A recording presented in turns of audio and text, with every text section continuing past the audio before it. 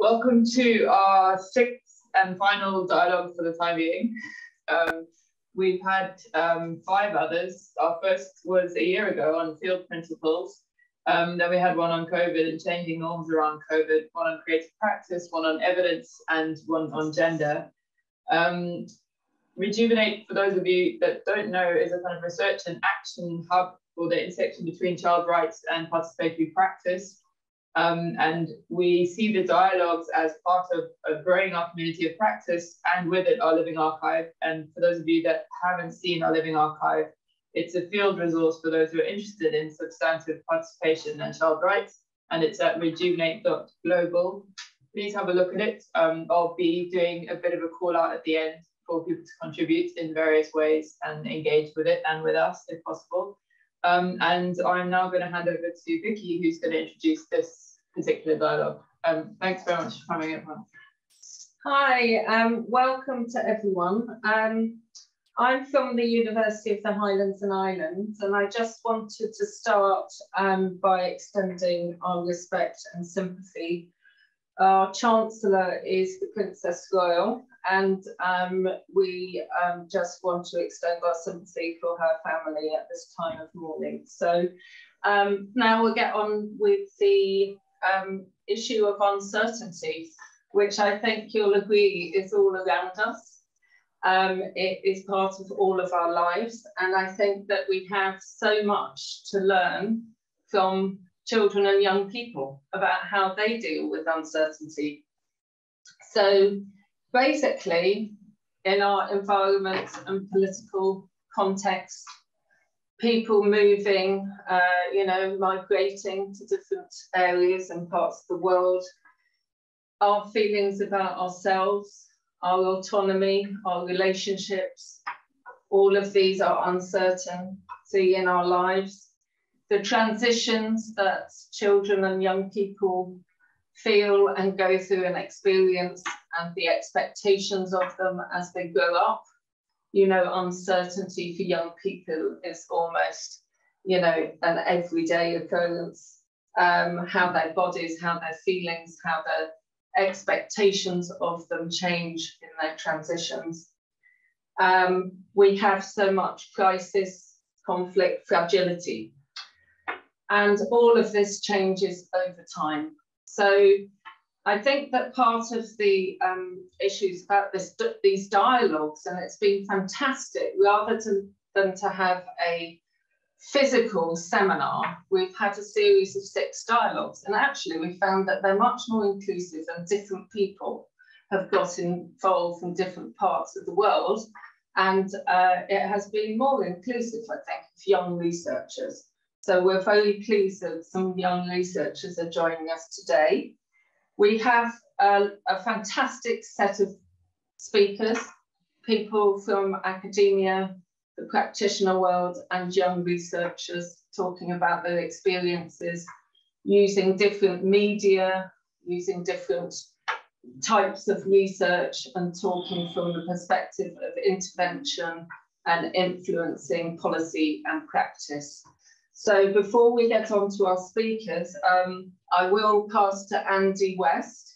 He's just going to launch a book that we've written. Right. Andy. This is exciting. This is very exciting for me. My own uncertainty now is that I can't hear very well. And so I don't usually participate in any Zoom meetings or anything like that, because I don't know if I can hear you. So I'm going to listen as far as I can later on. But first of all, the book. Here we have. This is obviously not the book. This is a flyer for the book.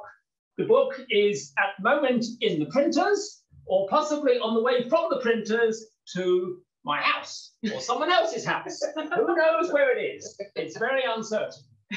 But the book is, the book is called Youth and Positive Uncertainty. And I think it's really relevant for today's talk, dialogue session. And it's based, the idea is about uncertainty not necessarily being negative. We all think of uncertainty being, oh, negative, what am I going to do? And then for many young people in this research, talked about uncertainty as something positive. The positive they didn't know what was going to happen, but they thought it would have a positive outcome. This research is the hard work, led by Vicky, the hard work of researchers in Ethiopia and Nepal, some of whom are going to be here today. They slaved away for years on this. They really put a lot of work into it, interviewing hundreds of marginalized young people in different locations, in urban and rural locations in Ethiopia and Nepal. And pulled together all this research, which has been compiled into this book, which is currently floating around somewhere, uncertainly. But we'll be with us soon. So I think that was my brief introduction. It's very good because all of these people who are going to speak today, Simon, Vanessa, Milki, Ahmed, Subendra, Sabitra, did all this work. And it's really thanks to them that we were able to produce this work. And to Vicky for leading it. Thank you. Thank you, Andy. And as we can see, what we rely on in order to do this innovative work to actually understand children and youth experiences and to support their rights is we work in an intergenerational way, often trying to convince older people that the things that younger people have to say are valuable, necessary, and that we can't do without them in order to plan new futures. And so we need to continue to listen, but we need to convince a broader audience that this is very, very valuable. And so we start with our speakers, and it's really, really important that in Rejuvenate, we have a mix of people with very different skills, and Tessa coming from a communications perspective and how we can use different media in child and youth rights. So it's my pleasure to introduce you Lucy Shuttleworth. She's a screenwriter, but also a senior lecturer in creative writing at the University of Portsmouth. And she's going to share with us some experiences from her work very recently at the Venice Biennale. So Lucy, over to you. Hi, everybody. Thank you very much for asking me to do this. I think it's fascinating and slightly out of my normal area in terms of working with people in development and anthropology. And I recently attended the Global Campus for Human Rights, which is on the leader at the Venice, in conjunction with the Venice Film Festival and Biennale. And the course is about an intersection between human rights, advocacy, child rights, and filmmaking. And the course was attended by human rights lawyers, academics, journalists, practitioners, lots of people working with children in refugee camps. And we explored the many ways that film can impact on children's rights in practical sessions, working with human rights academics, media specialists, filmmakers, and also watching films at the film festival and interacting, working with filmmakers, talking about this intersection and how film can be used in a really positive, powerful way, and how to practically create social messaging that has impact, and also looking in detail at the kind of many ethical dilemmas there are around using filmmaking to explore very sensitive issues, a lot around issues of trauma. You know, we watched a film about child brides in Iran, but also the key differences of being an insider and being an outsider. And if you're an insider and you're making a film about your community, if you're an outsider, you know, and the old idea of the white savior coming in to film, and what that means and how you handle that experience. And the takeout from that for me was very much keys into some of your messaging about a call to action. You know, how do you create films, documentary or fictional films, that have a call to action? And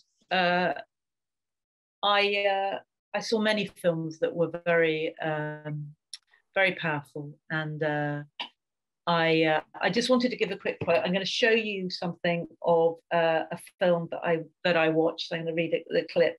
It's called Innocence. And the filmmaker, who's Israeli, who made a film about children being forcibly made to join the military. And he said, "Nothing touches me more than a child's sensitivity. When they discover the world, nothing hurts me more than seeing it getting crushed. Israel is not a place that values innocence. Its militarized identity requires the breaking down, distorting of the gentle lines of childhood." And his film was very powerful, Innocence. I highly recommend it. And that's an insider view. I just wanted to talk a little bit. I recorded some sessions of different practitioners. I wanted to show you why they feel film is important, talking about uncertainty.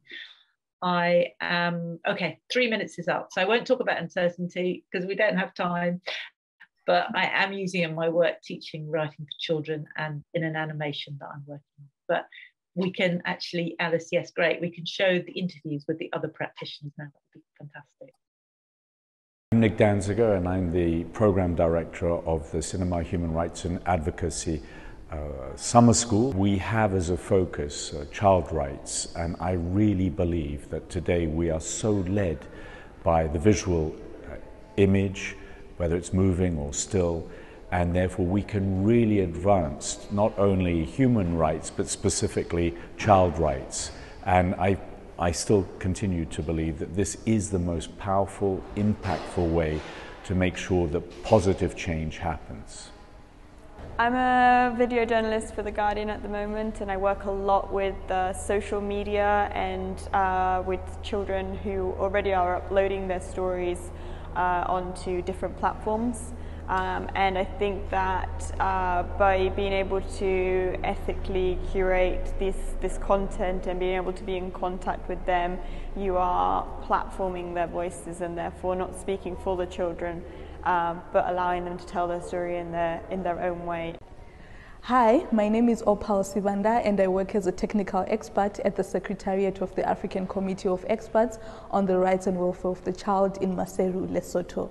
I believe film is a very important tool for advocacy, considering that you get to document children's real-life experiences, and in that way you can be able to influence change in how children are being treated. I believe that using film, we can create a world that is safer for all children. My name is Getachew and I am Greek. I am a lawyer and I specialize in human rights.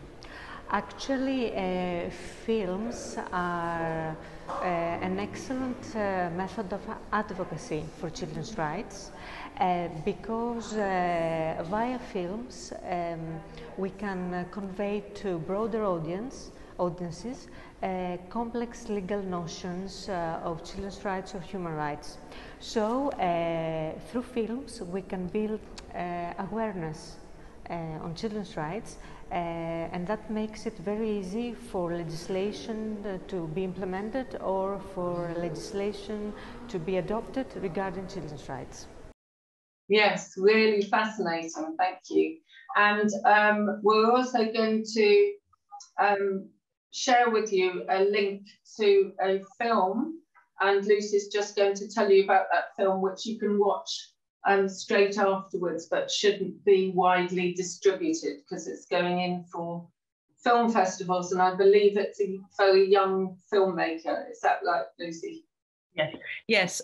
One of my colleagues on the course, Lucine Zachariah, I can pronounce her name properly, who's Armenian, made a film about menstruation rights for young women in Armenia, and it's really, really powerful.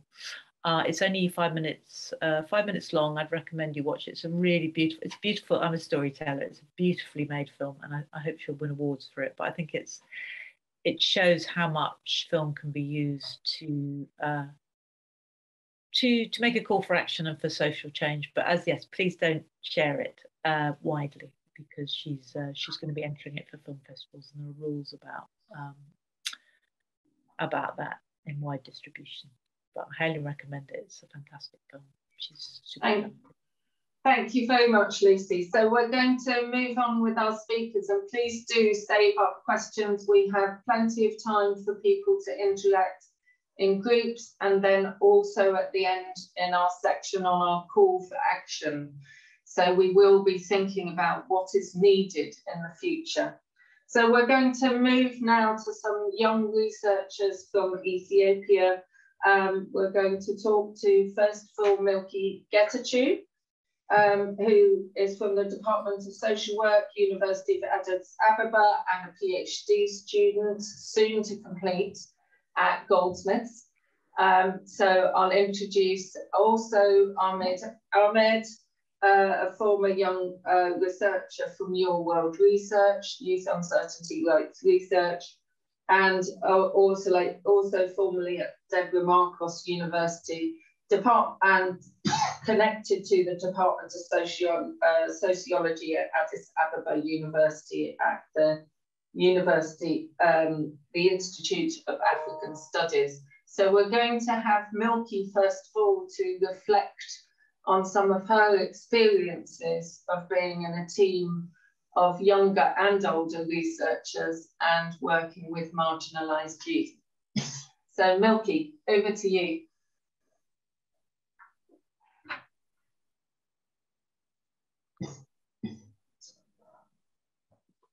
Thank you, Vicky. Hello, everyone. Can you hear me? Yes. Hello, everyone. My name is Milki Getachew. I'm a PhD student at Goldsmiths, University of London, and I had worked for Your World Research as a research assistant in Ethiopia, a project which works with more than 1,000 young people in fragile areas of Ethiopia and Nepal. I am really thankful for you guys for preparing this platform, because we all work on different projects, but we rarely reflect on our experiences, and it's really a very good opportunity to reflect on what we have been doing and learn from each other's experience.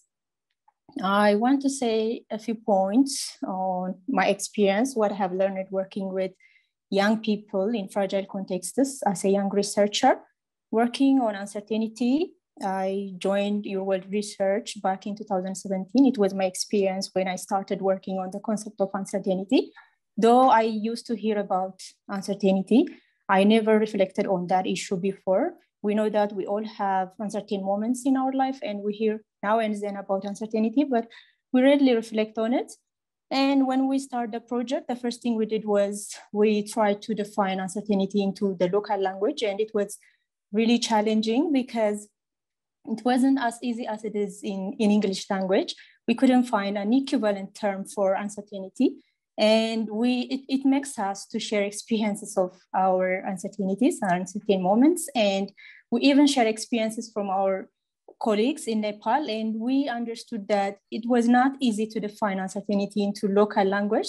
But when we go to the field and ask young people the moments they felt that they didn't know what happened in their lives, we learned a lot. And I was struck by the issues they have raised. They discuss uncertainty in their growing up and transitions, in their mobility, in their relationships, and even in their place and space. And it makes me to learn a lot about uncertainty as a young researcher. And it makes me to be interested to explore it more, because once you start talking about it with the young people, they came up with different issues in their lives. And it was really, really an important aspect of my life to learn from the young people about uncertainty. And the most striking issue young people speak about uncertainty was young people who live in a very fragile, in a very adverse situation. They explain their uncertainty as positive at times. They didn't usually define it positively. They also define it negatively at times, but there are issues they define as positive uncertainty. For instance, we met a young man in a very slum area of Addis Ababa, and he carried his passport in his pocket, and he told us that he's living in an adverse situation in Addis, and he said that he preferred an uncertain path of migrating to the Gulf in illegal and in irregular way than staying in that adverse situation. And it makes us to learn a lot about how uncertainty can also be defined positively as well as negatively, though it is for a momentary time. And the other issue that makes me to learn a lot from the young people was they seek support from other people when they feel uncertain. They do not usually feel as if they can solve things by themselves. Rather, they look for support from their family members. They look for support from peers, distant and close relatives. And it was also an issue that we need to consider while studying uncertainty, because young people do not only they are not only an agent, or their agency isn't only individual, but they also seek support from the people around them. And these are some of the issues that I have learned while working with young people in fragile circumstances. And I hope we can discuss a lot later on. That's really, really fantastic. And I think we have learned so much from the young people that we've been researching with. So rather than researching on their issues, we've worked with them, which was really exciting. So I'm going to pass to Ahmed now to continue that story. So thank you, Milki. And Ahmed, if you can pop. All yes, right. Just start. Hello. Fantastic. You can hear me, right? Yes, we can hear you. All right. All right. Thank you so much. So as Vicky already introduced me, my name is Ahmed, and I was a former member of Euroworld Research, and I also used to teach at Debre Markos University. Milki already tried to analyze what our experience from personal level within the research. So just to touch on the challenge, one of the other challenge that we encounter when we try to do our research on uncertainty was, the literature parts. Especially within the Ethiopian context, use research can be considered as one of the research teams that is relatively vastly researched, but mostly it's a problem oriented or a problem focused. So when we try to research uncertainty, specifically positive uncertainty, it was difficult to get a contextualized literature and a research which put user experience and ideas as a center. So we try to dig deep into what life means for them, what their marginalization and aspiration from their perspective, since we don't have that much literature that we can use as a stepping stone for our research. So as Milki already described the challenge, I will try to say something about maybe some of the strategies that we use on the research.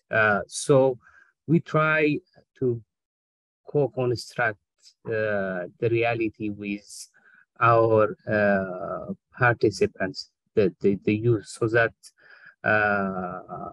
the methods that we create with them, some of the innovative and participatory methods that we create are used further in the later part of the research, which was really interesting for us, because it's something that they themselves come up with, and it really helped to dig deep down into their life. And the other strategy we use was we try to, touch on the group dynamics as the group dynamics. I mean, the issue of being the researcher, and the research can affect the research results. So we try to engage more on their life, and we try to help them express themselves in every way they want. And the other strategy we use is we try to bridge the gap between the use and the policymakers. We try to create some platforms like the National Youth Seminar and different platforms so that the youth can express themselves and contribute maybe in the national policy making. So we can elaborate more when we discuss it. Thank you so much. Thank you very, very much, Ahmed. That's great to hear your reflections on that experience. And I think it's important, this bridging, and I suppose these conversations are trying to do that, to bridge the academics that are working away on this and publishing and producing literature, and the practitioners working on the ground and the young researchers, and how we actually connect those conversations together. And so that's really where Professor Nicola Ansell, who's a professor of human geography at Brunel University, comes in, because she has been working for many, many years in Southern Africa and is going to reflect on some of her experiences now, and to share with us some of the work she's done quite recently about aspirations that you mentioned and uncertainty. So thank you very much, Ahmed. And people will be asking questions both in the group and at the end. So Nicola, we are turning to you. Thanks, Vicky. Okay, so the future is always uncertain, but young people's lives are perhaps more open than the lives of adults to different possibilities. There are sort of many things that might happen to young people's lives in the future, and their sort of courses are less set generally when, you know, the younger we are, the more possibilities are open to us in many ways.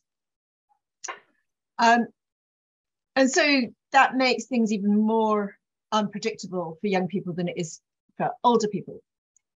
But at the same time, young people are encouraged to think about their futures, to plan, but without knowing what the context of their lives are going to be. And there is this sort of sense today that change is happening, change is speeding up. We really don't know what sort of future we're heading towards.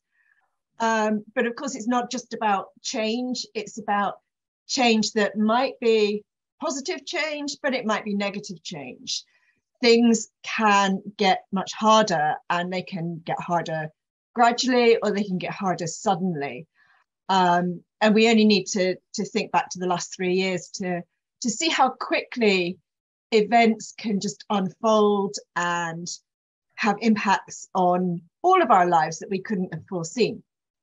So, as Vicky said, I do research in Southern Africa, and it's often said that Africa in particular is in a constant situation of crisis. We could say that that is an overly pessimistic representation of the continent. It's part of this sort of Afro-pessimism, the idea that Africa is peculiarly challenging as a part of the world.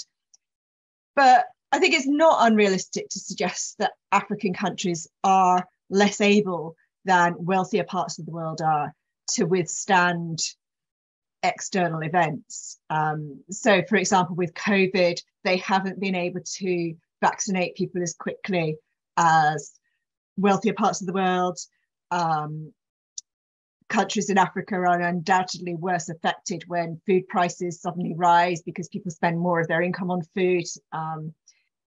And also, they're worse affected by climate change. So how do young people feel and think about their futures in the knowledge of these uncertainties? And indeed, do they think about their futures particularly? And do they see the future as something that's uncertain?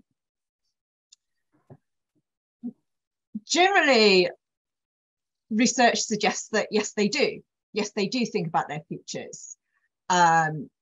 not necessarily all the time, not necessarily as much in some contexts as others. And yes, they do think about the future as something that's not fixed in their lives. But different researchers in different contexts have come to different conclusions because they've been working with different groups of young people. So some young people feel anxiety about the future because of its uncertainty. Others are hopeful or excited, perhaps envisaging themselves as having the sort of personal capacity to thrive when they're faced with challenges. And of course, that can affect, it's both about how you feel about the future, but also how you behave in relation to that. So some young people in some situations are fearful of striving for social mobility because it means more uncertainty, and they prefer to try and follow the well-trodden paths that their parents have. But of course, that in itself is risky if, for example, agriculture is no longer as productive as it was in the days when their parents were young and rain fell more predictably. And then, of course, we shouldn't forget that governments and other organisations are very aware that young people are growing up in situations of uncertainty and so those governments, education systems are trying to prepare young people for that. Now, as Vicky said, I've recently done some research in Lesotho. And this really striking thing there was, this is research with young people in schools. And it was striking how often school was talked about in relation to survival. And even the national school curriculum presented survival as one of the key aims of education. So far from embracing uncertainty as exciting, young people in Lesotho were thinking about education in terms of surviving, particularly surviving economically. They wanted a future in which they weren't going to have to struggle to be able to afford food, clothing, a roof over their heads. They also talked about surviving morally, not, to try and avoid succumbing to the sorts of temptation that they said would destroy their futures. And in a context in which there are high levels of violence and there is still a high level of risk from HIV, they also wanted to maximize their chances of surviving physically.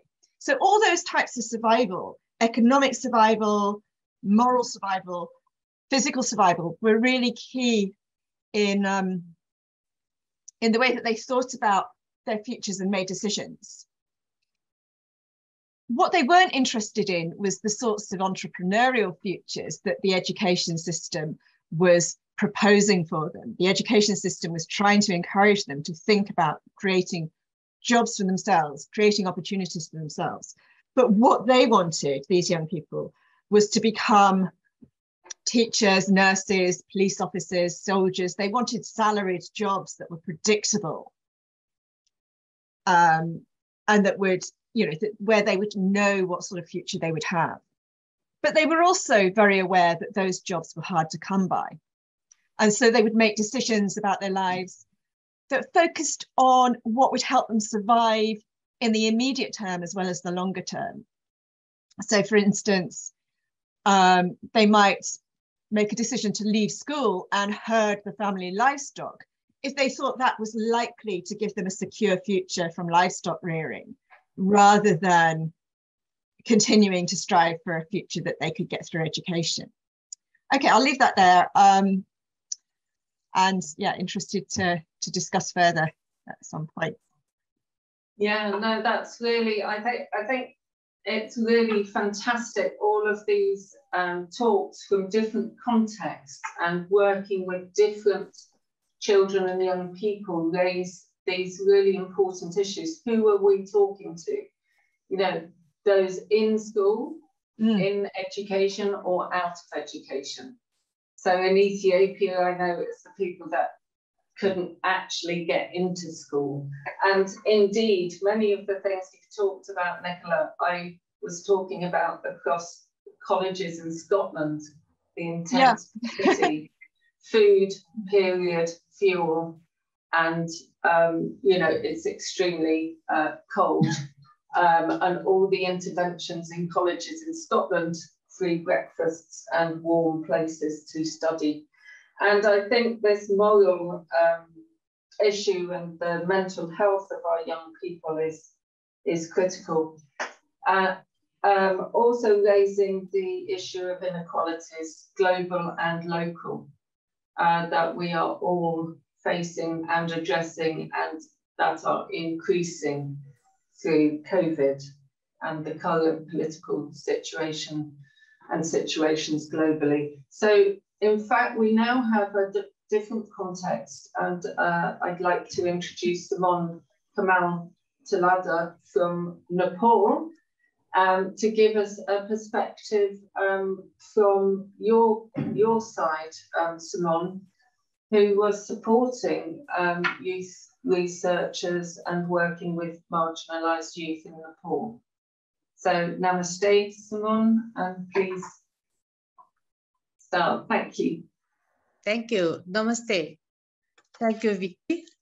And thank you all who are participating here, and also the previous speakers. That made me really glad that what I learned in this research is very much aligned with that. And first of all, I would like to really express my sincere thanks to our Vicky and Andy and our team, that I had opportunity to work in this valuable research. And I would like to focus my 5 minutes, what I learned and what I thought about call for action for youth, what worked in Nepal.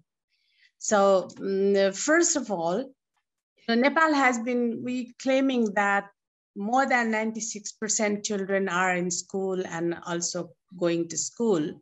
But when I get engaged in this research, I found out that they are in school, but there is a big widening gap between the youth from the marginalized communities and the affluent societies. And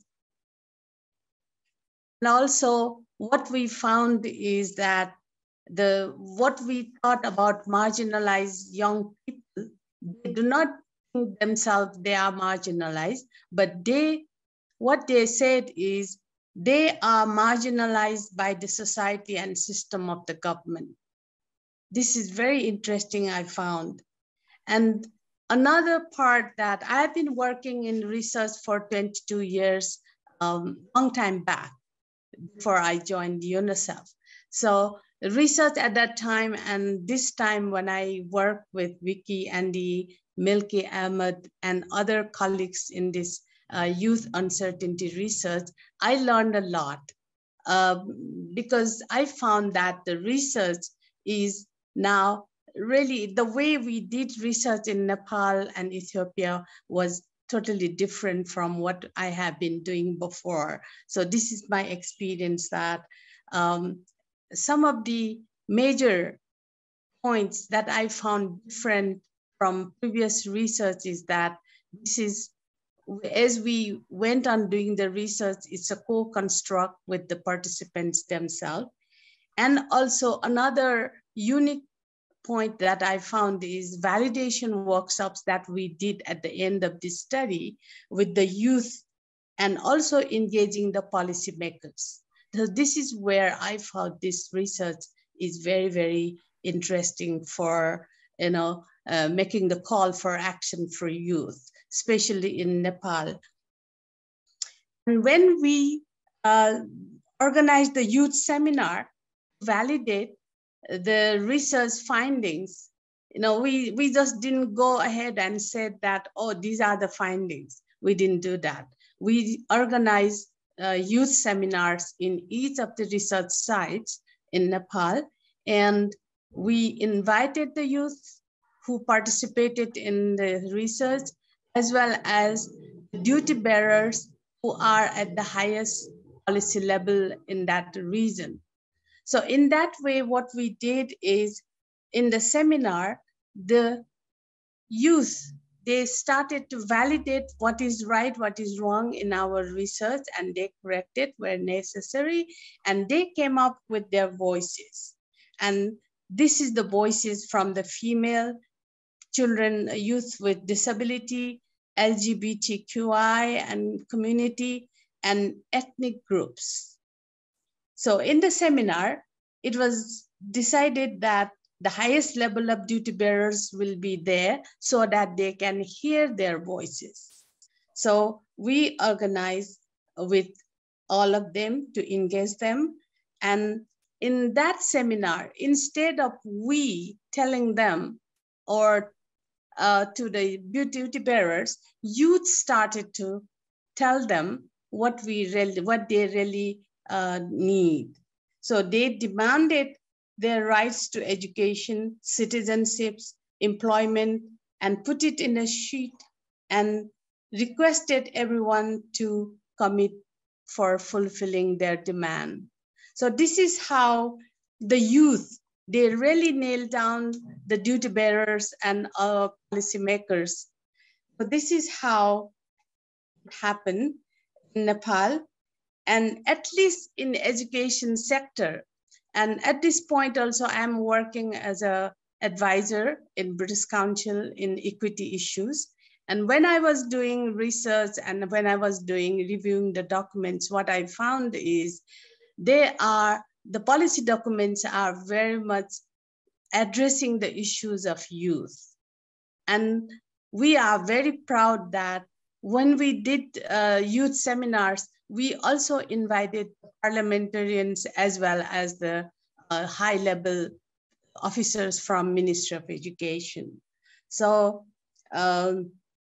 so what we found as a call for action for youth in Nepal, we are finding that there are more and more programs are strategically embedded in the policy documents, and youth activities are increasing.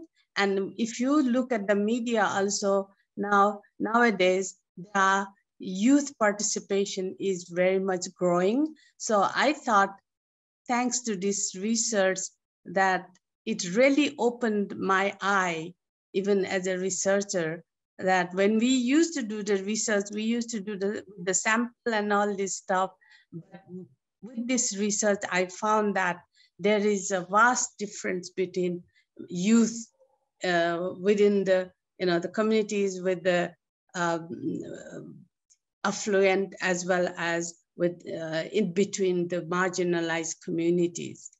And especially issues of LGBTQI and street children, they surface out so loudly that it is very difficult for us to ignore them now.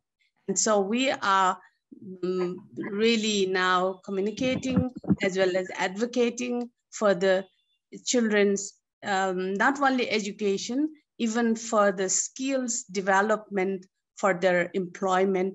We are doing that as a consultant, as an advisor to the British Council and ADB at this point. So I will end up at this point. I have extended my time, but I will be happy to answer any questions. Thank you. Thank you, Danyabat. And what we're going to do now, and we're going to move fairly briefly, Mariah will just give a couple of points, but into breakout rooms so that you can have a word yourselves as people who have been listening. And please keep using the chat. We can save them from the breakout rooms. And please also think of your own calls for action, because we'll be asking you for those and put them in the chat too. So Mariah, any points before Alice quickly puts people into the breakout rooms? Thank you very much, speakers. Yeah, we will be coming to Kavita after the break. Yeah. Yeah, thank you very much to our speakers. Just to say, we are going to have 10 minutes in our breakout rooms. So you'll be automatically put in a breakout room or invited to join a breakout room. If you have any technical difficulties, we'll have someone to help you in the plenary space. But these breakout rooms are brief, so please do join us and then join us when we go back into plenary. I'm going to copy our prompt questions into the chat now, but each of the facilitators also has access to these prompt questions. So looking forward to seeing you in the breakout rooms.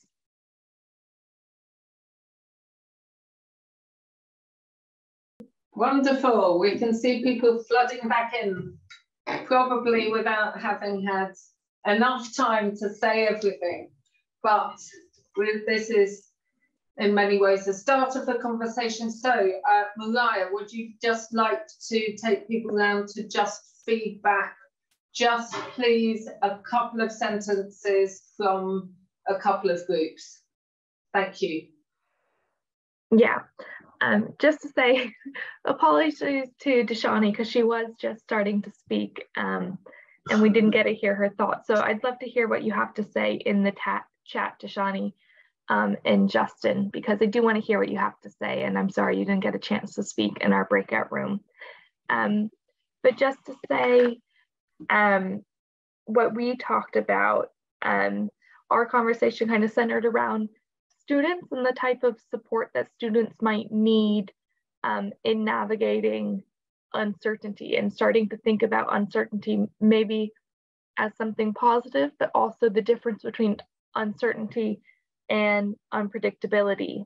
But that, you know, uncertainty and kind of studenthood or young lives, it can create moments of stress, but those moments of stress can actually be moments of opportunity as well, and how we can start to support young people to see those opportunities. So that was my breakout group. We also have a breakout group facilitated by Milki and Ahmed. Would one of you just like to share a sentence or two about some of the discussions you had? Okay, thank you, Maria. It was an interesting discussion. We couldn't have enough time, actually. We have raised issues like the uncertainty of young people with disabilities. We discussed that it is really essential to consider the situation of young people with disabilities. Among the young people even, young people with disabilities are rejected by their family members, by community members, and even they face difficulties at school. And we've agreed that it's very essential to consider their uncertainties in depth, and also the situation of marginalized tribal youth, which is stated by Arundhati, and it's also a point which needs to be explored further because they have a question of uncertainty of belongingness, and it needs to be studied, and we can also say a lot about that. And these are some of the issues that we have raised. Thank you very much. And if people can also share in the chat, continue to share in the chat, then that's great. And we also have a living archive, which you can contribute your studies or things which you feel are interesting and important to share. In our group, similarly, Simon, I'm sorry, you got cut off by the brutal breakout room ending. But Simon had started to say about how LGBTQI groups in Nepal were raising awareness, doing a great job of raising awareness of education and other matters, and getting the voices out there for the government to hear. Phil, who joins us from Manchester in the UK, was talking about the uncertainty that children in care have in the UK. He spoke a little bit about how some of them have maybe moved home 70 times in 10 years, and end up putting up walls and scared of emotional attachment. So dealing with the uncertainty by going to the certainty of disappointment in their eyes is a really interesting point, and just focusing on the basic resilience. And Philip, who joined us from Kenya, was talking a little bit about the work that he had been involved in, working with children and youth who are consuming alcohol a lot because they are faced with a lack of hope, discouraged by kind of economic crises, and avoiding reality and using alcohol and becoming dependent on that. And there are faith groups involved in that project as well. Yes, a really interesting conversation. Thanks so much. Thank you. Actually, they sound so fascinating, those groups, and we really need to continue to create space to share these ideas. It's really important. And in the chats as well, I see, to continue to listen to children and young people as valuable contributors, and to recognise that much of the discourse globally is about youth and kind of continued conflict and antisocial behaviour and negative attitudes towards young people. So we need to balance and understand how to navigate these discourses.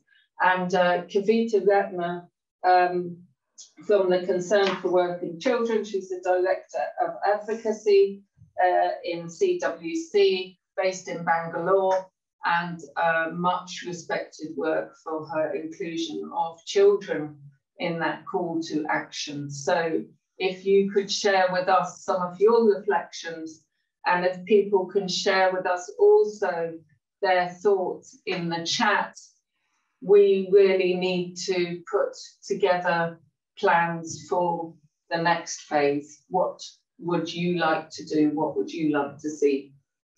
Okay, Kavita, to you.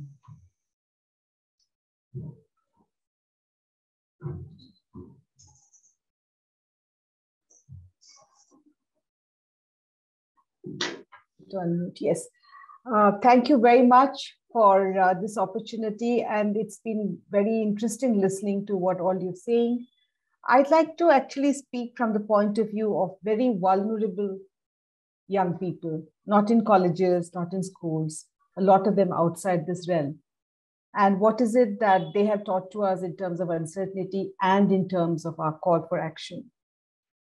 I'll just take two very quick examples. One is this group of working adolescents in my country from 15 states, and they have been part of a very long movement. And very recently, they came up with some of their demands, many of which are not unusual or even unknown. Safe occupations, quality education, livelihood with dignity, food security. But in the middle of all of this is their core demand that see us as citizens today, which is actually the new addition in terms of a rights framework, because all others are also very much part of a welfare approach. Another group of young people, about 2,500 of them, including young adults, were looking at the issues related to age of consent, marriage, child marriage, forced marriage, and they come up with a whole list of issues. Again, many things are not unknown to us, but what kind of comes across very strongly for us is the issue of personhood, agency, self-determination, and looking at all of these as a part of their entitlements. Now, where does this leave us? What are the implications for us? Because when I say us, I'm now speaking here as an adult. Many of you are very young, but probably you will be then on the other side of this conversation. But as adults, what are these implications? The minute we are looking at it from the framework of a children's rights, then we are actually looking at sharing power. We are actually looking at being challenged and questioned. And these are very difficult areas. The other area is also that the minute we start talking about children's rights and participation, it is not an abdication of our duty, but actually an increase in our duty. Like they say that it's easier to protect a bird inside a cage. The minute you want the bird to fly, then you have to make the whole world safe, which is the kind of challenge we would then be dealing as adults. And the whole issue of right to self-determination, which is really the core of the rights discourse, both for children, for adults, and for human rights per se, this is the least understood of all rights in my understanding. And for children and young people themselves, they don't have any structures. They don't even have an understanding that this is a right. They don't have mechanisms to hold anybody accountable, including us. And invariably, they end up depending on self-appointed advocates, many times also like us. So if we are really looking at the challenges that we face, how do we gain clarity? How do we support children's participation, especially organized, because that is when they actually gain a voice and agency? And how do we make sure that a lot of examples that came today, the most marginalized, they're not even part of the mainstream, then how do we look at their resilience, at their strength?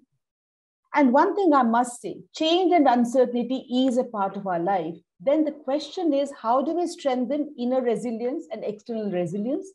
And how do we make sure that what we do with children or for children is not actually disempowering them in terms of giving them aid or support, taking away the system they have in place to face, because they are surviving in any which way they want without us.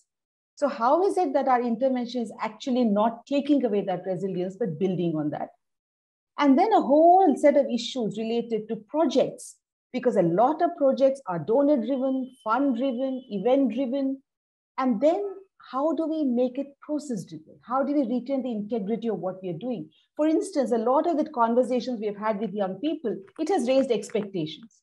How do we go about with that? And what is the ethical obligation we have for them and with them in terms of the process that has now become, it's unleashed. And I'm not even talking only in relation to this particular study, but all the studies that we have done. How do we continue our commitment to that process? And may not be us, but how do we even set in place some mechanism where those can continue? And I think for ourselves as adults, what has been challenging, I've been now working in this field for about 32 years, and all of these challenges continue to remain in one degree or the other, of understanding even childhood. How do we even view childhood or youth, and how the continuum plays out? How do we try and find ways in which our innate need to protect children doesn't come in the way of their participation? How do we ensure that their risk-taking, which is very integral to growing, is in relation to some security net that they can fall back on? How do we understand that they coexist in multiple realities? It is not one reality. Then how do we understand those layers, and how do we help them then build up the strength within? And how do we constantly bring their concerns into center? It is so easy for us to get hijacked because we have so many pressing agendas. How do we keep coming back to their primary concerns? And how do we look at ways and means of not manufacturing consent? Because there are so many implicit and explicit ways of doing it. How do we make sure we stay away from that? And when we're looking at working with children in uncertainty, whatever degree of uncertainty, because growth is uncertain, how do we then help them to do this in a way that they have more and more things working for them? And I think very crucially, how do we change the rules of the game and not try to bring them to play the adult rules? So many examples. We want them to come and speak in a workshop. We want them to behave like adults, speak like adults, use medium like adults. How do we learn to speak in the way they speak? How do we create a level playing ground for them where they are at an advantage? And to do all of this, how do we build our own capacities? How do we even begin to understand rights frame? How do we even begin to understand our ethical accountability? And one child actually told me long ago, he said, the problem with you adults is that you forget that you were also children once. So how to keep coming back to that place when we were growing up and what we saw? Our children constantly keep saying, this is working children, children who are getting married, all of these. They keep telling us, we are part of the solution and we are not the problem. And I think my most important point in terms of call of action is how do we ensure that we adults are part of the solution and not the problem? I'd like to end with that. Thank you. Thank you very much, Kavita. Really important, and I want to use the last 10 minutes to really open up the floor to anyone that wants to say anything or to ask a question of any of the speakers or have any reflections from the floor, please. So do put anything in there. We're trying to see hands, and Alice and Mulai are helping us to do that, I think. So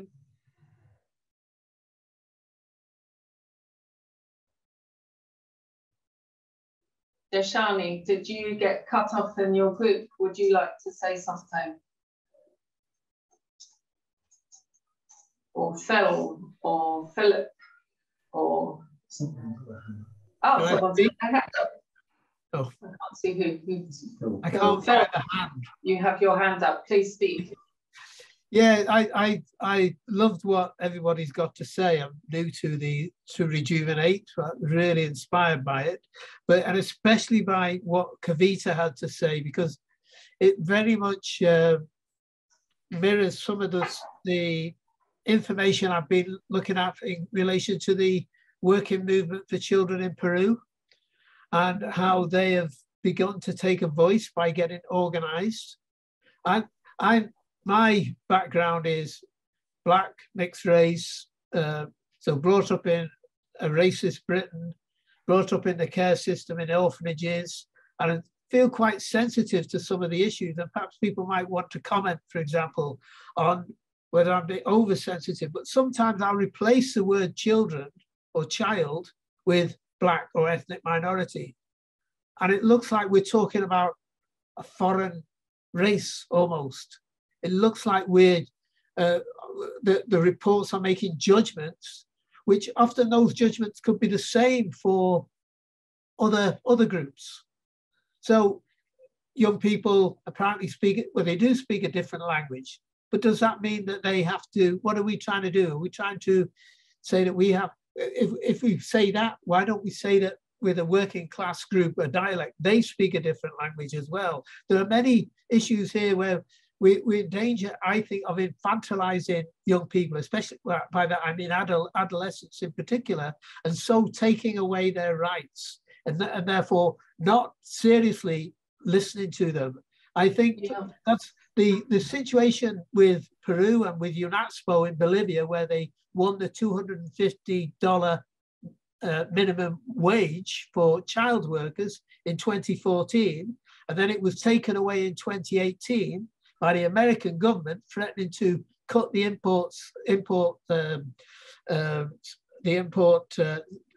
to raise import tariffs basically on Bolivia, as they did with Malawi. It raises a question of what are they trying to do for children? What are they really trying to do for children in that way? Rather, they're trying to impose a model, which is a Western imperialist model on young people. And so we've got a whole world of young people suffering around the world because they're denied the right to work when they need the right. When you can't replace that right with, giving a living wage to everybody, then that's simply exploitation. And Phil, we're very grateful for your report you sent. So that's in the Living Archive, and maybe Alice or Mulai could put a link to that. I think Justin said something interesting in the chat as well. I'm just going to bring in a couple more people and then anyone from the panel to respond. So Justin, did you want to just share that you put in the chat? Vicky. Yes. Vicky, sorry, just to let you know, Justin has informed us he's actually in a public space, so that's why sorry. No, that's fine. That's why he's written in the chat. Yeah, so please see what Justin said. People have been sharing in the space and starting to talk about that. Nicola, did you want to come back then on that point, and perhaps also Kavita or anyone else?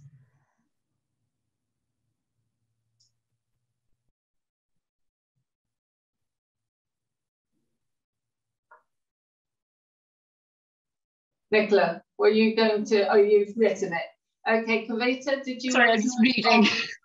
Yeah. Kavita. I think, Justin, you are making a very strong point, because if we understand survival is just about existing and anything more than that as living, a lot of the young people we work with are actually walking between those two lines. And a lot of the decisions they take are linked to the fact that they first have to survive in order to thrive. So I think a lot of our work involves in actually building up a system for them where they can go beyond surviving. And even within that survival, what we have seen invariably, and I think this is true also from Latin America and certainly from Africa, I've seen examples of this, that a lot of young people hold a certain vision, and very often that vision actually challenges a lot of status quo. And many of our challenges have been that we are so caught up in it that it is very difficult to let go of that. For instance, like some of our children say, if the law is not all right, let's change it. They actually said that. And it took us a lot of time to make that leap of faith to say, yes, it is actually possible. Because the minute we hear something like that, we come up with millions of reasons of why that can't be done. And so in a way, trying to unlearn a lot has been so important for us, and respecting the fact that survival is the primary right. That even in our own Constitution of India, right to survival comes even before right to education. So if we do not learn to respect that, and the fact that people have an inherent need to survive, and respect that and respect the choices they make in order to do that, we will always be operating from a very different orbit. And it's very difficult then to reconcile the two. And I'm going to also ask anyone from the panel to come back on any of the points which have been raised. Also, not least because we've talked about needing to understand and hear from young people to bridge their perspectives with those of adults, to actually get adults to listen and overcome what some people call adultism. And these are the isms that Phil was talking about, the very last ism, which is not listening to children, and to, you know, use different media, and coming back to Lucy's use of film. So if anyone would like to make a couple of last points from the panel at all, from our Ethiopian colleagues, and then we'll just hand over to Tessa to tie up on what's next for Rejuvenate. We want to stick to time, so people, anyone would like to come up back in?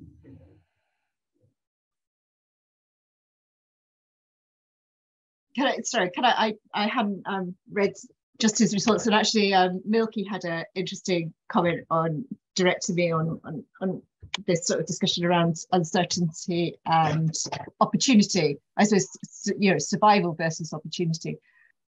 And I think this word of survival got used, as I say, an awful lot in Lesotho, both in the curriculum used in English, as well as a word that got sort of translated into survival.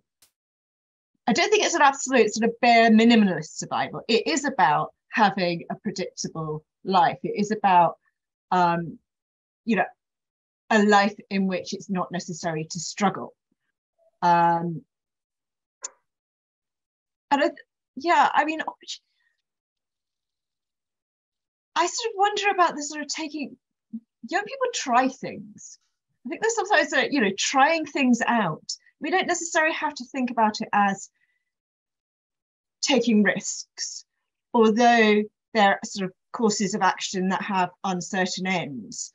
But I think, you know, if we think about it sort of in slightly less dramatic terms as trying out new possibilities, that might be a way of, you know, sort of making sense of what young people are doing. I'm sorry, I'm going to have to go in a moment because I've got a meeting. Yeah, and thank you very much. And I want to thank all the panelists, and hand over to Tessa just to tie up on what's next for Rejuvenate. And thank you very much. Yeah, thank you. I'll speak very fast so that we end on time. I just want to say we're kind of in a process of assessment and reflection at the moment, because we're coming to the end of second phase of our funding, but also trying to figure out what we do with the Living Archive next. And we would really appreciate anyone who's engaged with us at all if you could give us some feedback on what has been valuable in the programme and specifically in the archive, and what isn't valuable, what's missing, just to give us a bit of a steer on what you would find useful going forward if and hopefully when we kind of move Rejuvenate onwards. And just to say, if you have any interesting projects or people or literature or work or films or whatever, please send them our way if you want people to see them. And if anyone has any interesting blog ideas, we do have a small budget to pay for people to write blogs. We would love you to contribute that as well. It's a big part of our kind of trying to open up the archive. And specifically, if you want to support or encourage young people to do so, that would be amazing. And we do see ourselves as a kind of field resource, so please use us. And yeah, thanks very much for today. Really interesting discussion, and hopefully there'll be more in future. And thanks very much to all the panelists, especially. I think that's it. Thank you very much. Thank you. See you again.